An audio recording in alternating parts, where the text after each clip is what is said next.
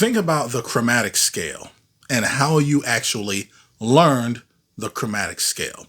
But imagine if the chromatic scale was taught to you by teaching you to combine 3 diminished scales together, all running at once. This is a ridiculous way of just learning the chromatic scale.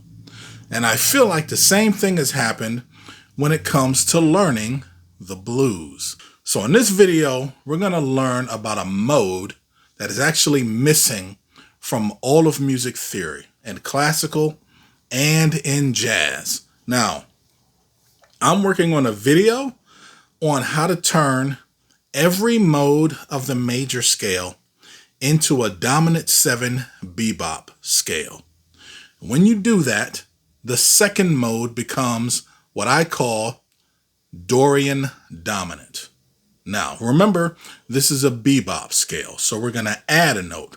We're not just going to have 7 notes, we're going to have 8 notes. This creates rhythmic balance, and you can also increase harmonic diversity when you do this. So let's take a look at this Dorian dominant scale. As you can see, with this scale, all we do is add a major third to the Dorian scale. Having this extra note here allows us to create a dominant 7 chord, which is going to be our main chord that we're going to focus on. If we play this scale the way we normally play this scale, it's going to sound like minor, because we would be treating the major third like it's a type of chromatic passing tone, and we don't want to do that.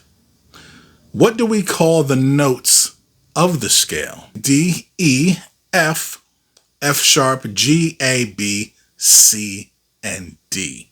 Now, in jazz, you can never, ever have 2 different kinds of thirds.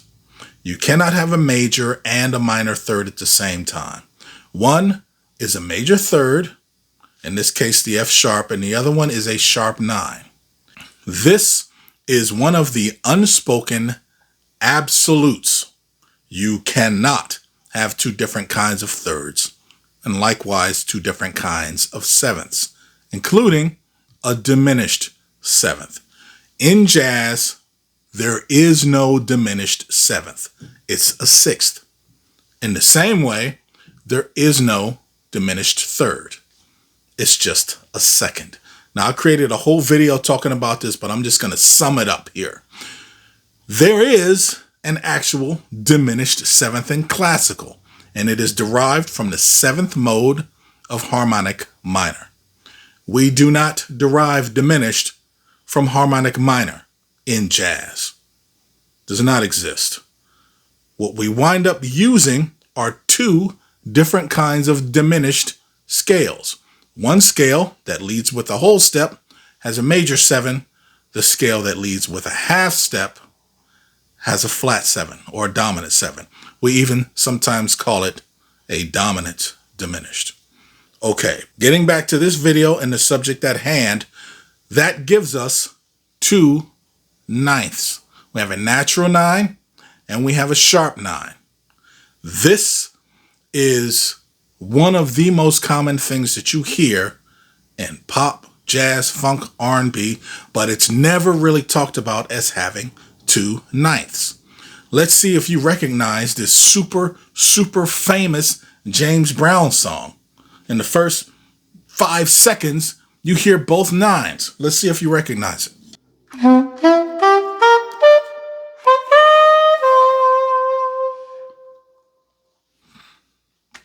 I want to show you 3 ways that you can practice this Dorian dominant scale to really get the sound of what it's used for. The whole reason why we create theory is because it's supposed to accurately reflect what the music is doing.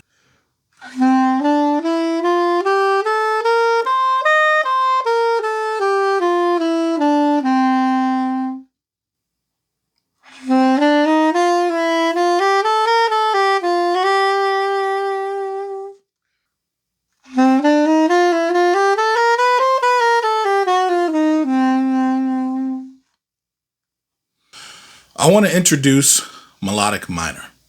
Not what we actually learned from classical, but I want to exploit the convention of having a scale that's different on the way up than it is on the way down.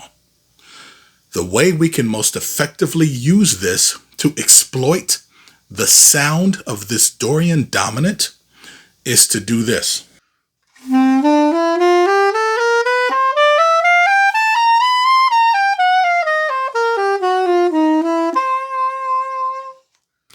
You can see how I played the dominant 7 bebop scale on the way up and then the blues scale on the way down. And then I finished it with a little blues phrase that's super, super common, going from the third to the root, the major third to the root. All right, you can also switch it up and play the blues first.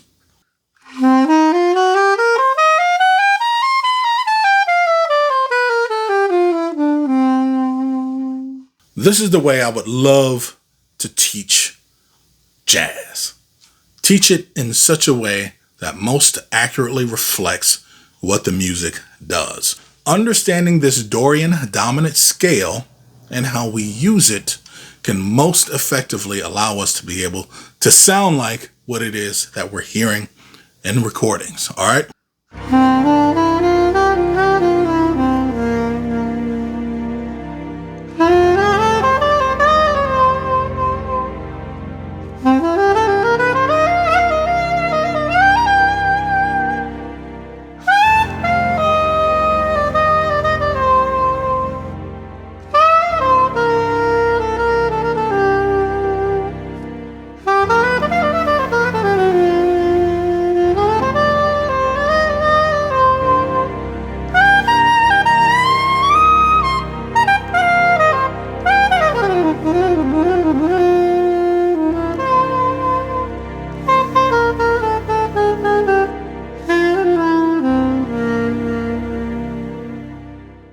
Here's a little sample of making all the modes of the major scale into dominant 7 bebop scales.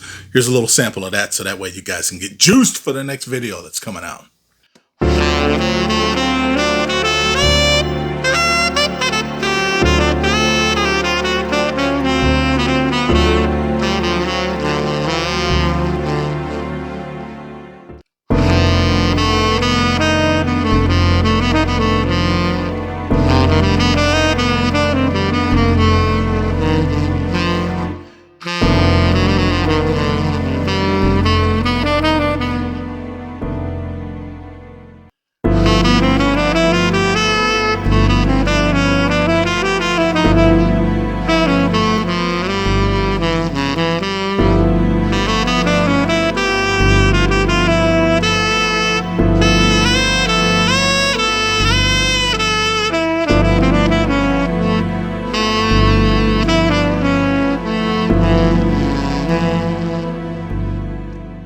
All right, ladies and gentlemen, so I do have my Altissimo books for alto and tenor, have my All Things Diminished book for all instruments, and I have my Saxophone Sound Development book that is available for all saxophones.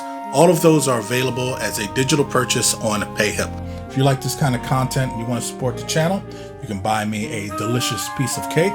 It's like Patreon or Kickstarter, one of these kind of things, one of these donation type of things. And I appreciate those of you who have done that. Thank you a lot. A pentatonic scale and a blues scale only differ by one note. So since we use the pentatonic scale in the blues, we also use the dominant 7 scale in the blues. These are also blues scales. Now, they're not the blues scale, but they are, in fact, blues scales. When we use these scales, we use them differently from the way we conceptualize using our standard scales. In other words, we leave notes out and sometimes we add in chromatic passing tones. The most common chromatic passing tone that we use with a dominant 7 is the major 7.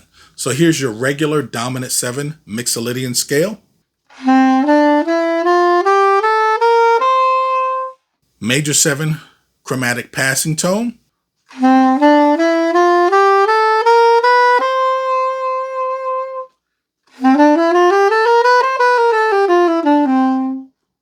adding that chromatic passing tone allows everything to line up very well rhythmically. And we can also introduce this into the Dorian dominant scale. We can also introduce pentatonic and the blues to reinforce the sound of the Dorian dominant scale. So we wind up with something like this.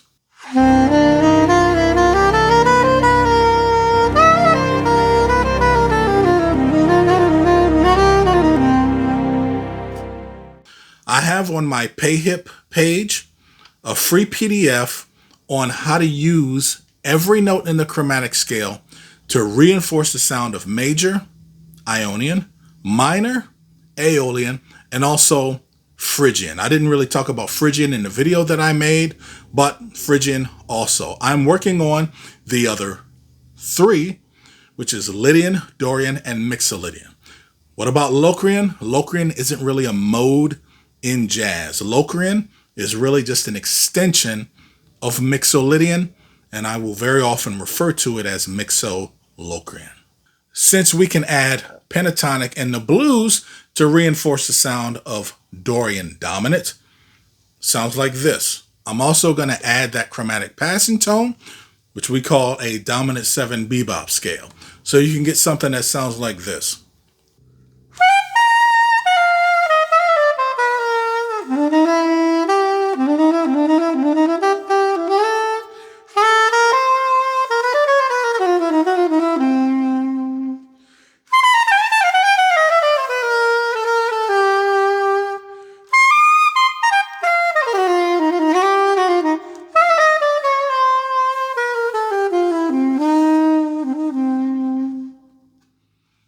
Okay.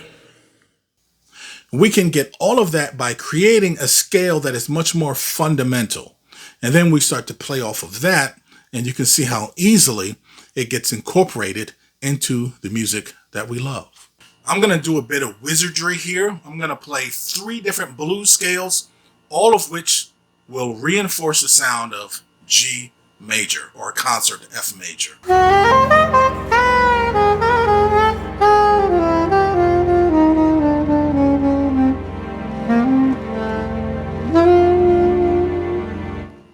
If you were paying attention, you also noticed that I played every note in the chromatic scale also to reinforce the sound of this.